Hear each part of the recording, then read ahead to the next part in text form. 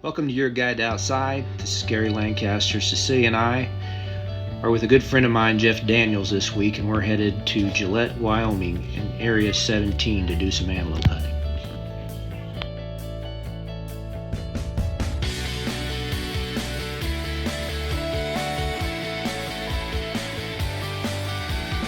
This is our first time hunting antelope in Wyoming, and day one we were hit with a lot of obstacles. Padlocked gates, private road signs, do not enter, no trespassing. So we did a lot of driving around, and we did see a lot of antelope, but they were all on private property. The public land we could hunt seemed to be a little too rugged for antelope, but we did see a lot of mule deer.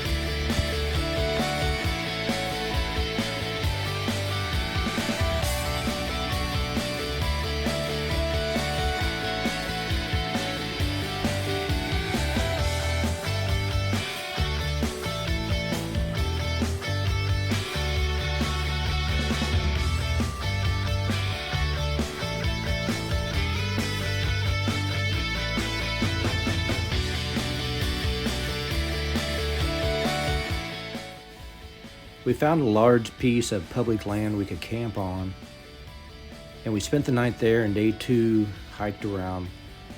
The property for the main part was pretty rugged still, not the most ideal for antelope, so we did some more driving. And we saw more antelope on private property.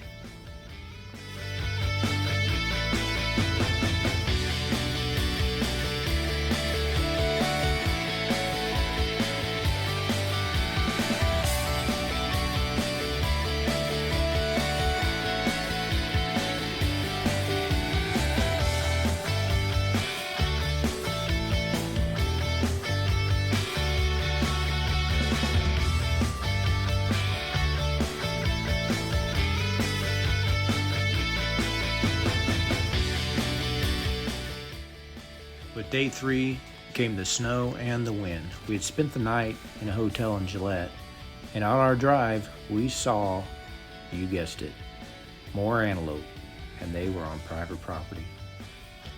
But then we caught a break and saw a herd on the move headed right for the public ground we had just spent the night on the night before. U-turn, and the stalk was on.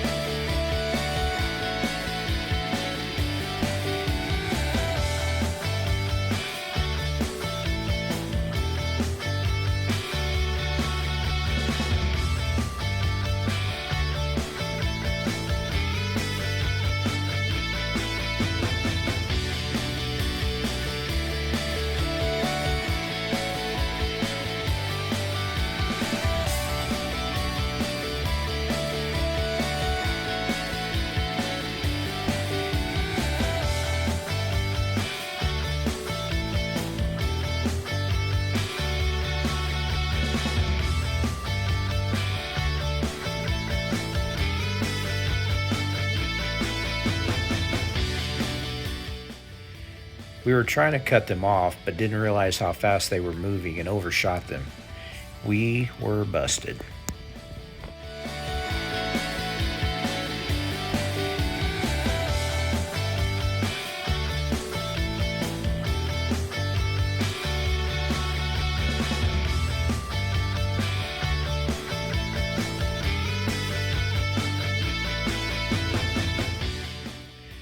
tried to range them, but with the blowing snow, it made it impossible.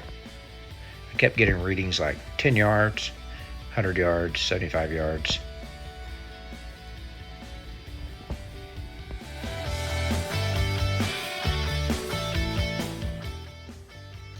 I said to my guide, 400 yards. She said, sure. So I set up to take a shot.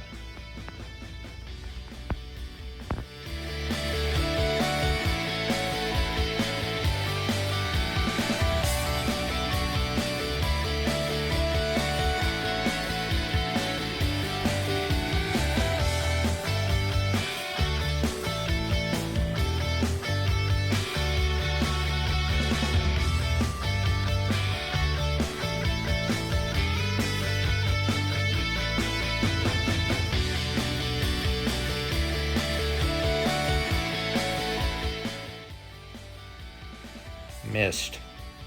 Must have been 600 yards.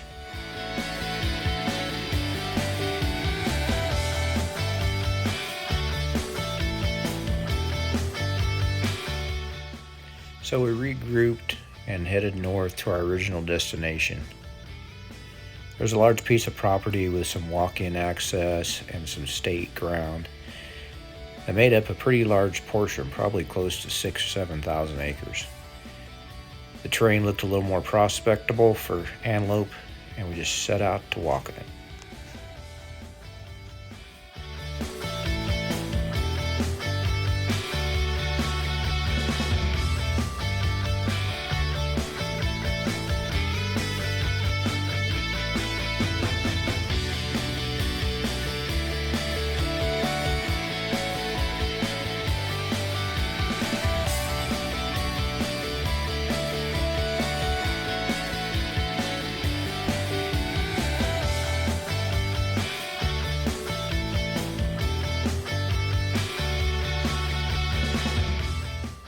We bumped a herd late that afternoon, and they were out about 240 yards.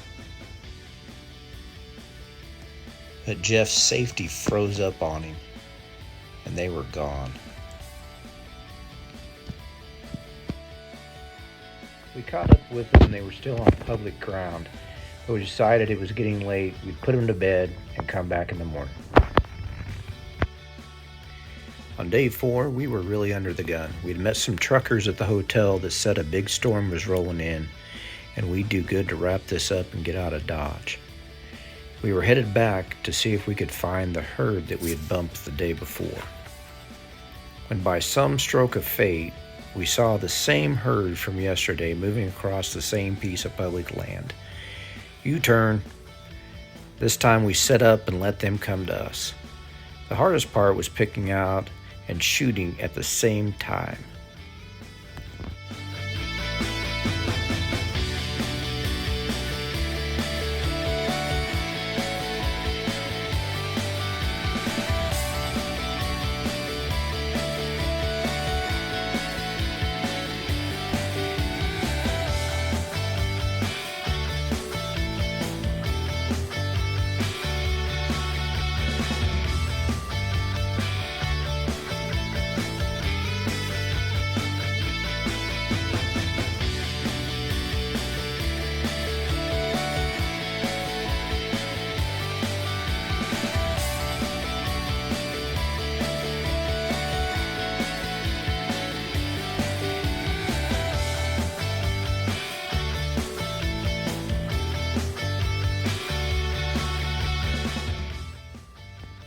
We both missed the first shot. The herd jumped and ran about 50 yards and stopped, but was still within range. We shot again. I hit this time, but Jeff missed. The herd jumped, but didn't run far.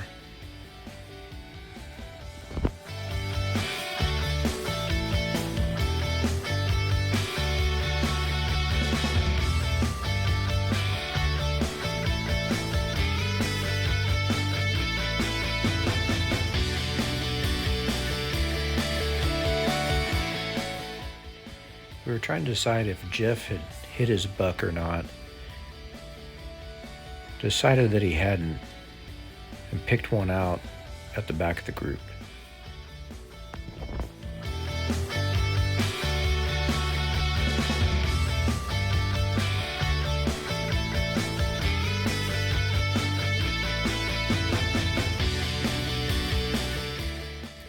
He took another shot, but missed, and the herd was gone. We were on our way over to view the carnage. I mean, how could you shoot 5 times at 100 antelope and only hit one? And while looking for the blood from possibly others, Cecilia whistled at us. We looked up, and a young buck suddenly appeared out of a wash less than 100 yards from us. Overall, for our first antelope adventure, I'd say we had a great time. We'll definitely be back. I'd like to give a special thanks to my recording and editing crew, Cecilia Lancaster, who stuck it out through all conditions of weather and had to listen to Jeff and I constantly talk about everything. Don't forget to like and subscribe. Until next time, get out there and do something.